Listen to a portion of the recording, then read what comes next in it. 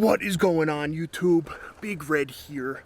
Welcome to your most favorite day of the week. That is right, it is time for your wacky weekend update.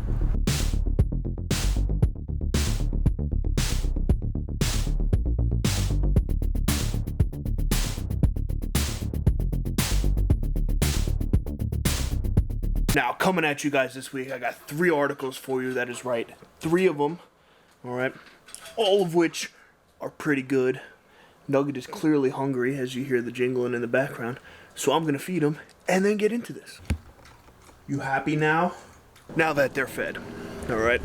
Article number 1 this week comes out of ATI.com and reads, "Couple mistakes abstract painting for an interactive exhibit and paints all over the artist's work." So as you saw in the picture before, okay, the artwork looks to be all over the place. It just looks like splattered paint, if you ask me. Don't really know how that's art, but what am I? I'm nobody, just a stupid YouTuber here that gets to react to stuff like this. But what happened was this couple was at this art show and they went in and thought that this was an interactive piece, meaning that they could go and actually paint on the artwork that was there. Boy, were they wrong. Now, as it turns out, okay, this was not an interactive piece of art. It was a piece of art that was just up to be admired, okay? And these people went, painted on them, drew on them, did whatever, and ruined a $440,000 piece of art. Do you guys mind? Hey, stop. Now, I could not imagine the feeling knowing that you had to have just ruined almost a $500,000 piece of art. I wouldn't know how to react. I wouldn't know what to do. I don't have a $500,000 to blow on this. I'm sure those people don't either, but they went and painted on this artist's piece of art, all right, which, don't get me wrong, all right, I'm not one to go to art galleries most often, but, you know, I might have done the same thing. Could be here nor there, but, all right, reality is, I didn't do it, somebody else did it, so now, I'm assuming they're in the hole for like $500,000, right, or does that just go, like, you know, is that just like an honest mistake kind of thing? Do they let that kind of stuff slide? If there's any avid art gallery goers around here, let me know. All right, look at the sunlight too, by the way. Golden hour for your boy Big Red here. But yeah, anybody that goes to any kind of art galleries or anything like this, if this stuff happens, okay, or has happened in the past, let me know, because I want to know how this shit goes down. All right, both articles up next come out of ATI, all right, which I found out from last week stands for allthat'sinteresting.com. So, learn something new every day, I guess. But both these articles come out of that, both of which are pretty crazy as well. We're going to start with volunteers seal themselves inside a French cave for 40 days in a deep time experiment. Now, article goes on to read, okay, there is 40 people, men and women, in between the ages of 24 to 50, all who had passed physicals and are fit enough to survive in a cave for 40 days. What surviving in a cave consists of for these people is they have one bike, okay, which they are using to create their own electricity, which is the only way that their lamps and stuff are going to be powered, is through the electricity made by this bike. Okay. Food was one thing that they stockpiled down there, with enough food and rations, whatever, to get them through. And they also have to get their own water. So now they have to get water out of whatever the stalagmite things are that are down there, right? They drip water, so they probably got to catch it out of that. But who thinks this is a good idea? And who would sign up for this? I'll tell you one thing, I would not be on board for this. First of all, limited amount of food, no go for your boy here. Definitely need as much food as I want all the time because that's just how I roll. But other than that, I mean, I'm kind of crazy, but I don't think I'm crazy enough to spend 40 days in a cave where I have to pedal for my own electricity, and who knows where they're gonna shower and stuff, what's gonna go on down there. I mean, it's,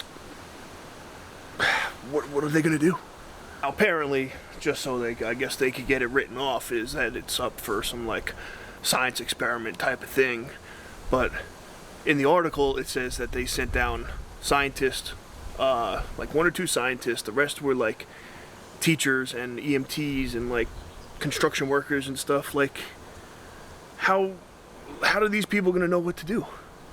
You know, like clearly like the scientists have been the ones that have studied this, and now, you know, you're gonna throw some guy that, you know, runs the union in Manhattan hanging up sheetrock down in the cave for 40 days and tell him, all right, make your own electricity and find your own water out of rocks. Good luck. Something doesn't seem right to me here. It's not sitting right. I don't know, that's just me though.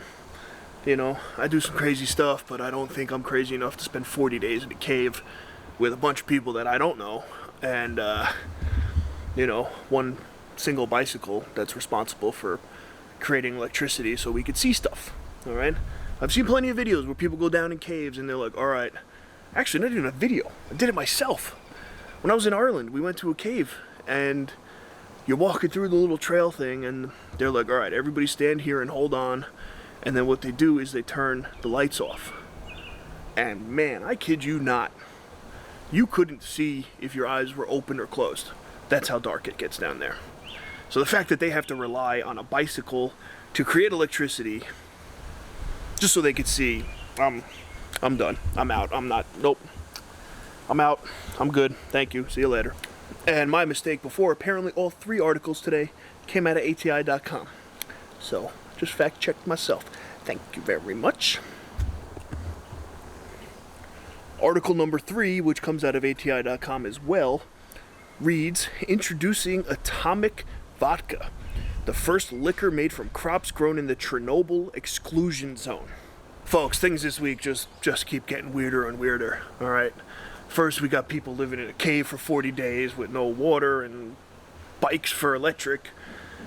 Now people are creating drinks out of stuff that was grown in the Chernobyl exclusion zone. 2020 is just carrying over, I think. I don't think that... I guess the world's just not over it. Alright, so a little history lesson with Big Red here.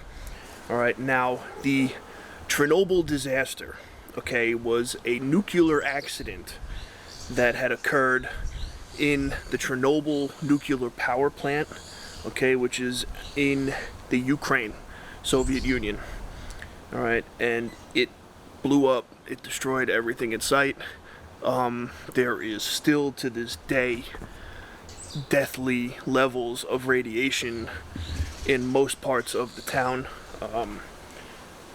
I've seen plenty of videos where people go and they have the little monitors and stuff that they can go and test the ground around and all of that, and some levels are like out of this world. The fact that they let people walk and, like, you know, you could walk through this place kind of blows my mind. The inclusion zone is the most affected area in Chernobyl, though. So what it is they marked out, I guess, I'm not 100% sure on this, but I'm pretty sure they marked out where the radiation levels were the highest, and that is where they call the inclusion zone. So now, this vodka, alright, that is hitting shelves, is grown from crops that grew in the ground that is full of radiation. Why? Well, I don't understand. Does that make sense to anybody else? All right. Now, I don't know if radiation can get transferred through or whatever. I don't know how it works. I'm not a scientist. All right. I just gave you a history lesson. I'm not a freaking scientist here. But just doesn't really seem like the best idea to me. I'm guessing that they actually might have a market for this, you know, people that are just like testing the waters here, but like, how do you know what it's gonna do to you? How do you know what it's not gonna do to you? Like, people don't live in this inclusion zone. Why would you buy something to consume that is grown from the ground? Man, I'm kind of mind blown by this one. This one doesn't really, it's not really sitting right with me. I'm not gonna lie. But hey, I'm sure people out there will buy it just to sort of say that they have it and give it a shot and see if they turn into the Hulk or whatever.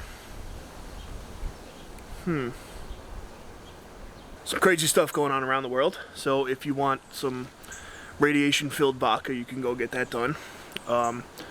Clearly now you can spend 40 days locked in a cave, and that's not an issue at all.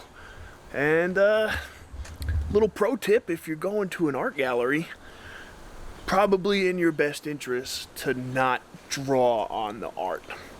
Because I'm pretty sure those people are out $500,000 right now. Which, that's rough. That's a rough go. That is all I got for your Wacky Weekend update. Thank you guys for tuning in. Please make sure to like the video, subscribe to the channel, turn on those post notifications so you don't miss anything that's going on around here. If you're watching this right now, the Red Hair Don't Care podcast is live, so go check that out as well. Other than that, you guys go out and have a great week, and I'll see you on Thursday.